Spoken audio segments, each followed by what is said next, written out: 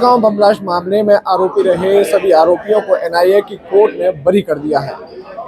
इसी साथ हमारे साथ जो मौजूद है शमीर कुलकर्णी है, वो यहाँ पर मौजूद है और वो जबलपुर पहुँचे हैं। बरी होने के बाद आप जबलपुर पहुँचे हैं, अधिवक्ताओं ने आपका स्वागत किया है। किस तरह से आप मानते हैं कि योगदान रहा है? मेरा सौभाग्य है कि आज जबलपुर की इस पवित्र भूमि के ऊपर जो निस्वार्थ भाव से, कर्तव्य भाव से, उन विपरीत परिस्थितियों में 2008 में मैं केवल निर्दोष हूं, एक बहुसंख्यक हिंदू समाज का धर्मपरायण हिंदू हूं, इसलिए आधा पैसा भी मेरे से लिया नहीं। और मेरा मुकदमा जबलपुर में जो झूठा मुकदमा मेरे खिलाफ था, उसमें यहाँ के श्रद्धेय केडी सिंह जी और उनकी टीम ने मेरा साथ दिया था, तो उनका आभार व्यक्त करने के लिए मैं यहाँ पर आया था। सम्माननीय विशेष एनआईए न्यायालय ने जो मेरा पूर्व मुकदमा था मालेगांव विस्फोट 2008 में, तो उस मुकदमे में मुझे बरी किया है। तो मैं तुलना नहीं करना चाहता हूं, लेकिन ये वास्तविकता है कि जबलपुर जैसे निस्वार्थ भाव से, कर्तव्य भाव से धर्मपरायण अगर हिंदू मुंबई में होते तो वहां का भी मालेगांव विस्फोट 2008 का ये मुकदमा है, ये 15 वर्ष पहले ही समाप्त हो चुका था। मैं सभी भारतीयों को आह्वान करता हूं कि ये जो झूठा नैरेटिव गढ़ा गया भगवा आतंकवाद का, हिंदू दहशतवाद का, सेपरेट टेररिज्म का, तो ये सम्माननीय विशेष न्यायालय ने खारिज किया है और सत्य की और धर्म की जीत हुई है। इसलिए मैं बार बार एक ही बात दोहराता हूं कि हिंदुत्व की विजय सुनिश्चित है। हम हर बार जीतेंगे, बार बार जीतेंगे। यतो धर्मस् ततो जयः।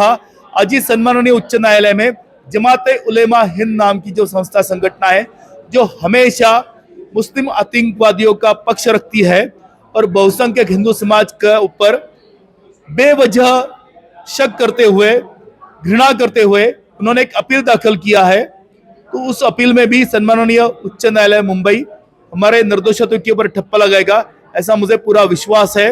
लेकिन इसका जो मूल जड़ है कांग्रेस की, जिन्होंने अल्पसंख्यक समाज का और बहुसंख्यक समाज का बार बार विश्वासघात किया है, न्यायालय के अंदर झूठे अभिलेख दाखिल किया है, तो उसको सभी भारतीयों ने जीवन में कभी भी वोट नहीं देना चाहिए।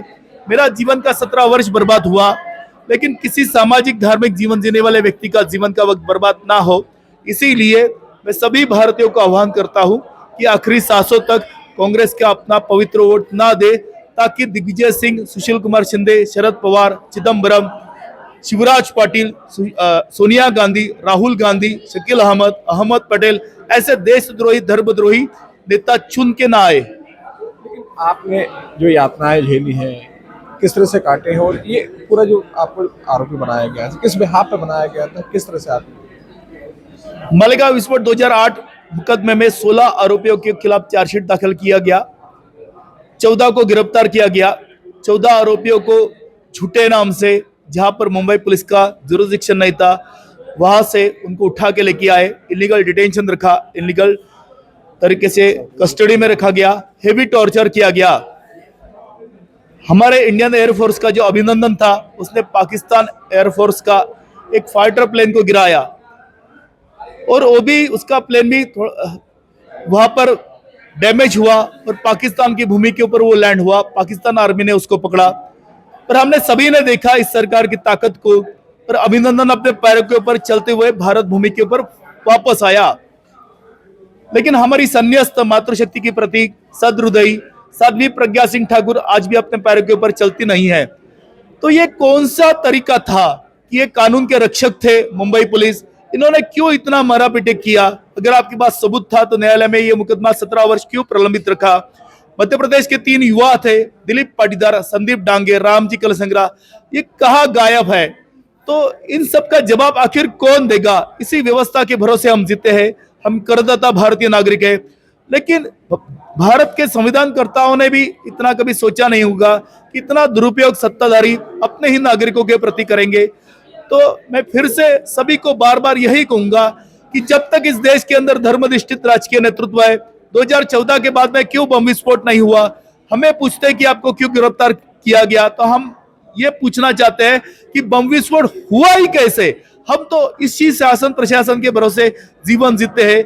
तो मूल समस्या कांग्रेस का जो मुस्लिम तुष्टीकरण का जो घटिया राजनीति है, देशद्रोही धर्म विरोधी जो घटिया राजनीति है, यही इसकी मूल समस्या है।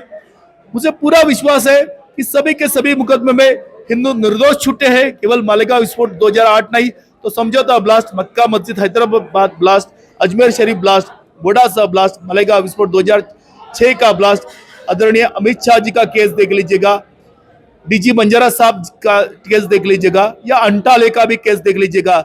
सोचिए एक बार, अगर कसाब जिंदा नहीं होता, क्या जरूरत थी कसाब को एक हिंदू आई कार्ड लेके आने की, हाथ में कलावा बांधने की। जब ये सब बातें आप देखेंगे तो कांग्रेस का देश विरोधी, धर्म विरोधी षड्यंत्र उजागर हुआ है, ऐसा मैं मानता हूं। बहुत बहुत धन्यवाद। लास्ट सवाल आपसे ये है कि भगवा आतंकवाद की बात हमेशा की जाती है, जिस तरह से ये चला है, क्या कहते हैं आप? इस पवित्र भरत भूमि के ऊपर कभी भी किसी आक्रमणकारियों ने, ना ही अंग्रेजों ने, यहाँ के सामाजिक, धार्मिक, राजकीय जीवन जीने वाले व्यक्तियों के साथ ये आतंकवाद और दहशतवाद का शब्द का प्रयोग नहीं किया। वह दुस्साहस कांग्रेस ने किया, उसका सबक इन लोगों को मिला है। लेकिन बचे हुए जीवन में भी कभी भी हमारे जो बहुसंख्यक हिंदू समाज के जो अस्तित्व के, अस्मिता के, जो प्राण के प्रतीक है परम पवित्र भगवा और सनातन हिंदू शब्द, इसको विश्व पटल के ऊपर बदनाम करने का दुस्साहस किसी ने भी नहीं करना चाहिए। इसीलिए सभी भारतीयों ने इसका अनुभव के साथ, कभी भी कांग्रेस का कोई भी व्यक्ति चुनाव नहीं जीतेगा ऐसा प्रयास करना चाहिए। अपना पवित्र जो मतदान है, वोट है, वो कांग्रेस को नहीं देना चाहिए, ऐसा ही मेरी प्रार्थना है। ये थे मालेगांव बम ब्लास्ट के आरोपी हैं, जिन्हें कोर्ट ने बरी कर दिया। इनका साफ कहना है कि इस पूरे मामले को जो षड्यंत्र रचा गया है वो कांग्रेस को द्वारा रचा गया है और किसी व्यक्ति को कांग्रेस को वोट नहीं देना चाहिए। शिव चौबे, TV9 जबलपुर, मध्य प्रदेश।